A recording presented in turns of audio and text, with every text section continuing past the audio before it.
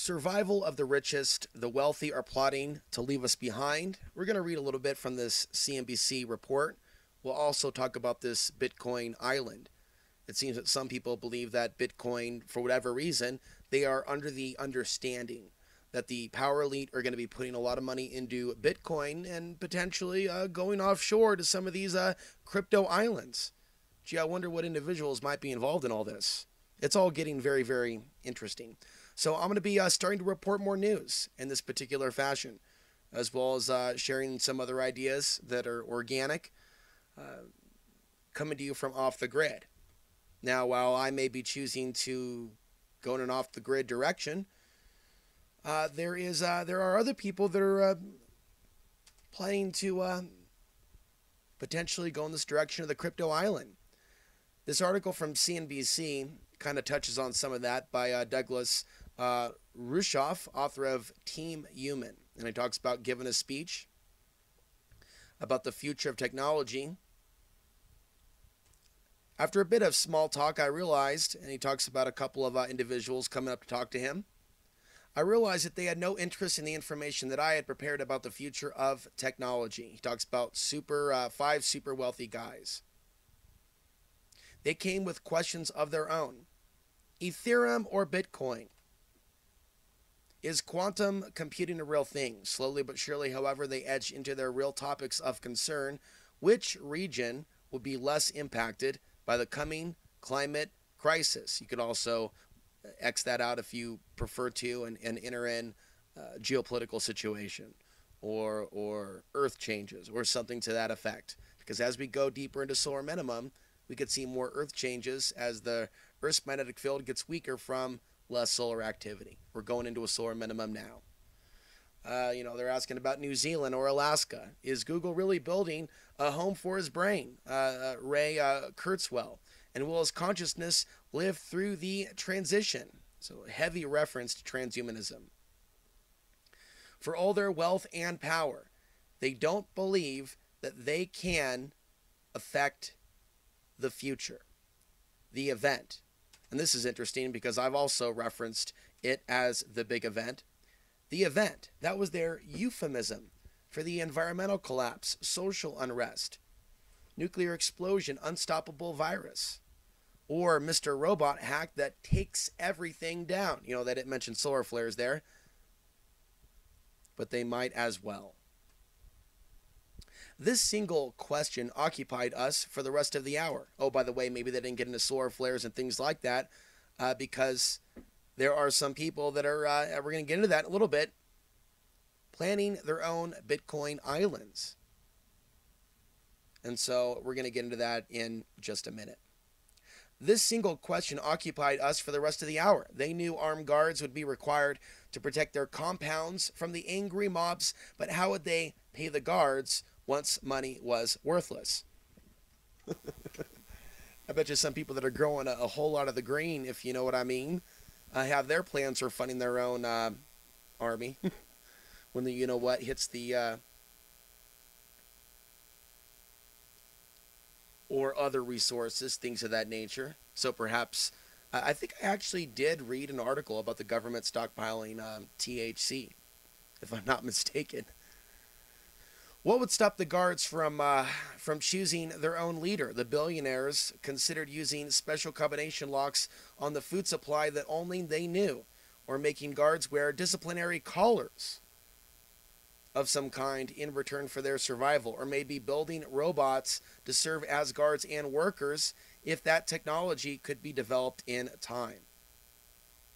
And again, this is mainstream. This is CNBC. We're not reading from Zero Hedge. We're not reading from blacklistednews.com. We're not reading from one of those websites. This is how common it is to talk about the elite bugging out at this time. So that's when it hit me, according to the author. At least, as far as these gentlemen were concerned, this was a talk about the future of technology. Taking their cue from Elon Musk, colonizing Mars, Peter Thiel, reversing the aging process, or Sam Altman and Ray Kurzweil uploading their minds to supercomputers, they were preparing for a digital future, they had a whole lot less to do with making the world a better place than it did with transcending the human condition altogether and insulating themselves from a very real and present danger of climate change, rising sea levels, mass migrations, global pandemics, people panicking, and resource depletion.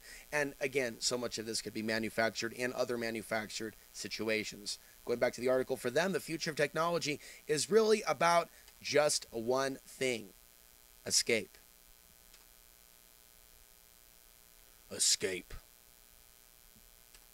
Going back here, Peter Thiel. Peter Thiel reference. Here's his little book here, 0 to 1.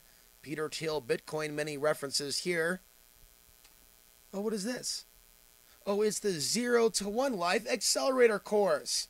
Business and life coaching, very much inspired by Peter Thiel. Also connection there with cryptocurrency and this Bitcoin island, which is all really interesting, seeing the new direction that our friend Mr. Green has gone in. Much deeper into the crypto and promoting a variety of new crypto companies. And in thinking about this, and I don't want to go off track, we really don't know where Bitcoin is going to go. It does not seem like it's going away. But for a lot of people, some people are concerned it's a trap. I'll try to be objective and go through this. Some of us aren't sold on Bitcoin as a solution. But when I look at this stuff, the idea of a Bitcoin island, and then maybe the idea that some people think that maybe Bitcoin will be safe because of things that maybe some of the people they are rubbing elbows with, things that they've been told. Maybe information they consider to be elitist information, where the big wealthy individuals are going to put their money after the dollar takes a big dive, right? It almost seems like we're being given hints. Oh, we're so grateful to be given hints. But is this accurate? Like with 1929, there was public information. People were absorbing certain bits of information, and that influenced things to go in a certain direction, for people to put their money in certain stocks in the stock market before it crashed. And the question is, are we seeing that again? But we do really read articles, right, about people with billions of dollars putting their money into cryptocurrency. But is that really something for the common man in the future? Or is this something that is more suited for the super elite? Some of these major moves. Only time will tell. Going back to the article here, there's nothing wrong with madly optimistic appraisals of how technology might benefit human society, but the current drive for a post-human utopia is something else. It's less a vision for the wholesale migration of humanity to a whole new state of being than a quest to transcend all that is human: the body, interdependence, compassion, vulnerability, and complexity. As technology philosophers have been pointing out for years, now the transhumanist vision, they use the word transhumanist literally, the transhumanist vision. And by the way, if you haven't seen my interview with Tom Horn, you might want to check that out. Of course, he has his own biblical Christian perspective, and that's fine. I'm glad to have had the many people that I've talked to over the years on my show, and there's a lot of crossover. There's a lot of crossover in some of the ways that we're looking at the future. Maybe sometimes language gets in the way. And maybe we're really talking about the same thing. He also wrote a book. It's right behind me at the bookcase, Napoleon Rising 2012. Whether or not something specific happened on 2012, it more or less discusses this period in time, this end of the cycle, if you will, in which we're seeing this return of this beast-like energy. And who's to say that energy or that beast isn't already here? It's a reduction of human evolution to a video game that someone wins by finding the escape hatch and letting a few of his BFFs come along for the ride. Will it be Musk, Bezos, Thiel, or Zuckerberg? These billionaires are the presumptive winners of the digital economy. The same survival of the fittest business landscape that's fueling most of the speculation to begin with.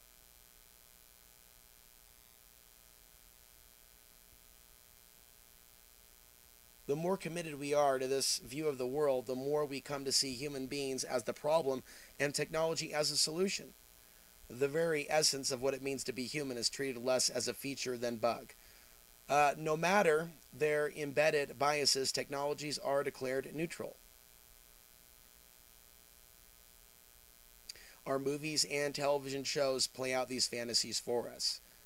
Zombie shows depicts a post-apocalypse where people are no better than the undead and seem to know it.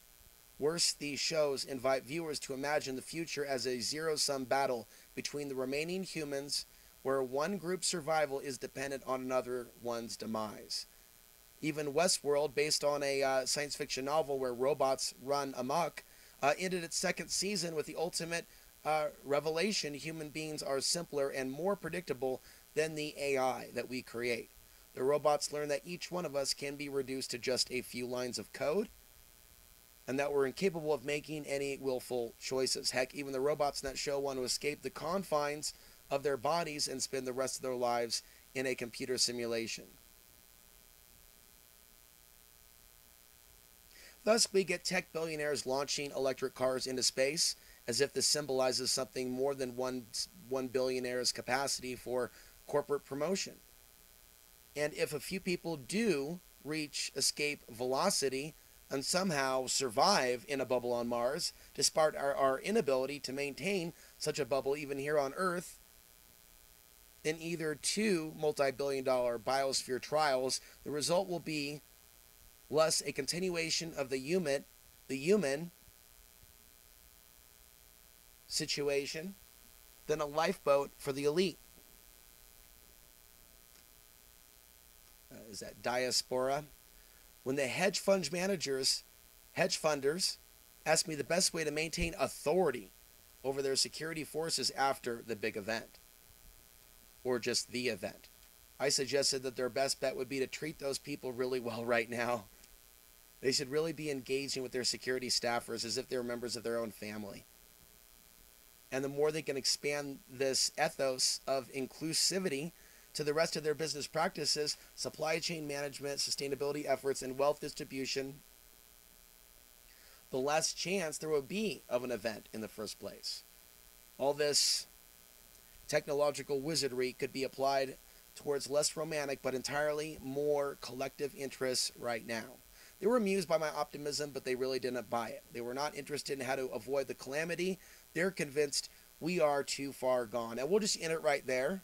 And I said a mouthful there. There's a lot of information. What do we get from that information? You can find the article for yourself.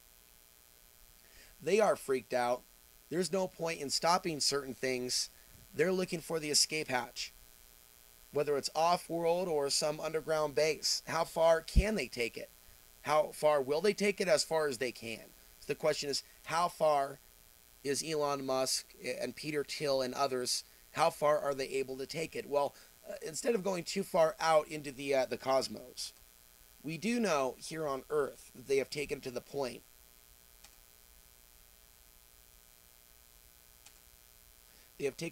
where they have worked to visualize these floating cities for the crypto gods, if you will, of the future. Yes, the crypto gods. 1,000x returns. It's going to be some sex bots working that nightclub. Let's get into it. Nearly a decade ago, billionaire Peter Thiel co-founded a nonprofit called Seasteading Institute and contributed seed funding towards what could become the world's first floating city. Now, Peter Thiel is connected in with not only Donald Trump, but many other establishment individuals. And so these people could have inside information as to when we're really going to see the beginning of this staged, managed World War III. They'll potentially, or at least in their mind, think that they're going to have advanced knowledge before the big event and the dollar crash so that they can get out of Dodge. And there are other individuals that are acting as if they have this knowledge too, as they act like they have certain associations with certain individuals in the power structure, or certainly are attempting to pose as if they are connected with individuals in the power structure, whether they be posers or whether this be reality. With the extreme confidence that I see from him with regards to Bitcoin. It almost sounds as if he has this type of understanding in his mind that no matter what happens geopolitically, the crypto market is going to be protected. Does that mean there's a deep relationship with China and Russia and crypto? There certainly seems to be certain politics that some of the top speakers have with regards to Bitcoin. We see disinformation about the actual position of CNBC. This is the webpage that we're on right now. CNBC, I've been looking at their YouTube channel, is explaining to those of us laymen's out there and lay females that Bitcoin is basically now the reserve currency of the crypto game, yo. That's a far cry from a CNBC that is alleged to be demonizing crypto investing. In fact, they're breaking it down. They're breaking down the basics of a cryptocurrency that is here to stay for some time, right? But if you're to get involved, if I'm to get involved, we should get involved out of our own interest, not because it's part of a social engineering program. Are other investors in Bitcoin going to be guaranteed their own island? So what is it with this island? Let's take a look. 2022. Okay, so in May of 2018, this institute started by Peter Thiel embarked on a pilot project with the government of French Polynesia. And they want to have this going by 2022, 300 homes on an island. And that's what caught my attention, 2022. It's going to be a lot happening in the next few years, a lot of major moves.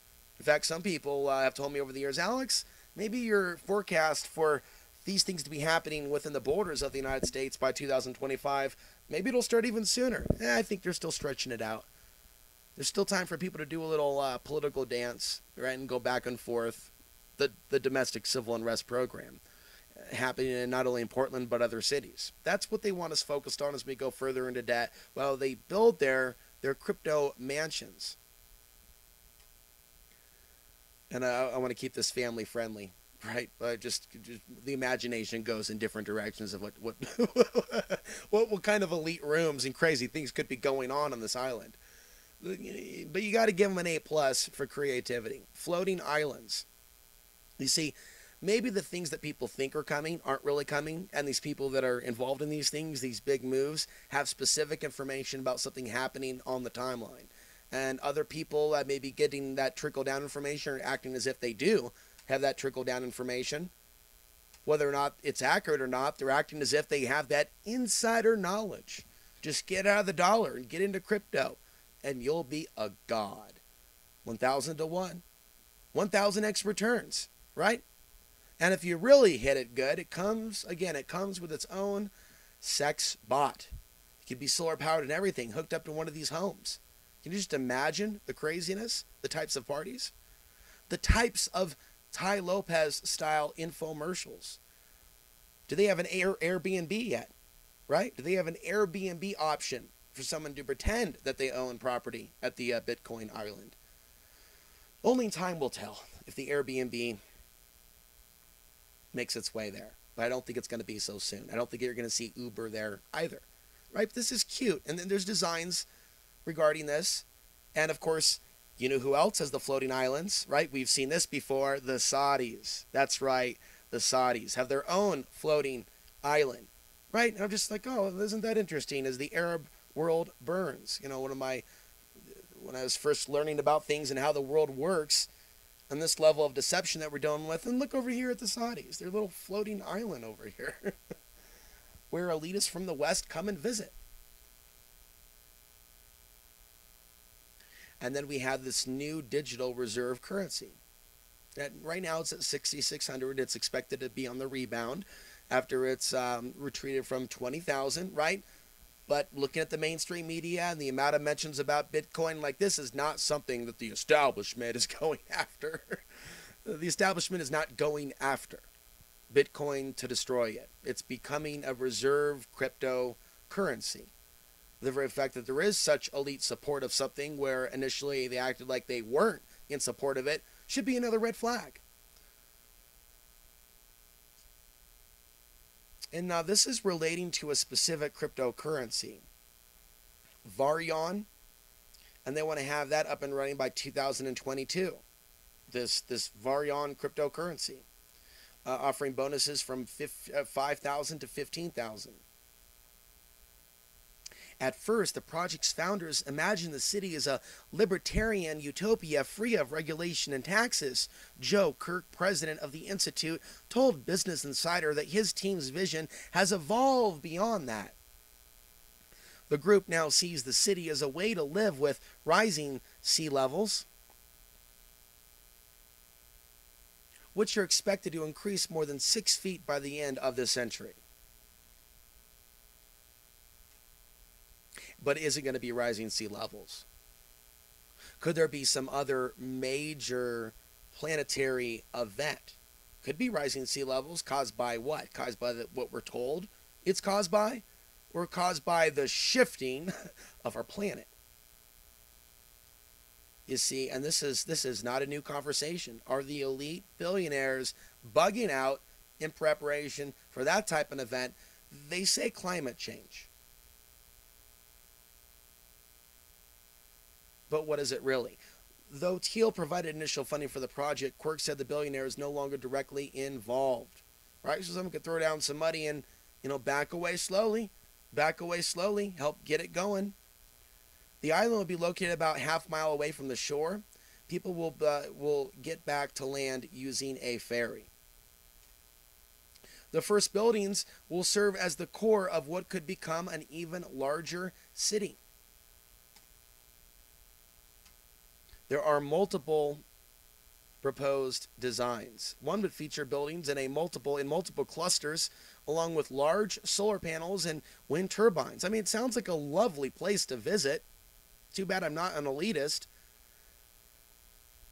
The islands could run on solar power and continuously gather and recycle its water from the ocean, and perhaps they strategically placed it in a part of the ocean where the garbage patch that's floating isn't already. They've probably thought that far ahead. But again, they're just trying to escape. They're not trying to fix the world and a kumbaya and a ... We're already in. They know things we don't. They've been involved in some heavy stuff. And again, a lot of individuals are absolutely convinced, right, that wealth, material wealth, will be the thing that blesses them, as it is believed to be the ultimate way in which people believe that they are ultimately blessed by the Creator. What we're going to do for you here, I'm just going to move this around in real time. We're going to go ahead and read one more report, and I will come back with more information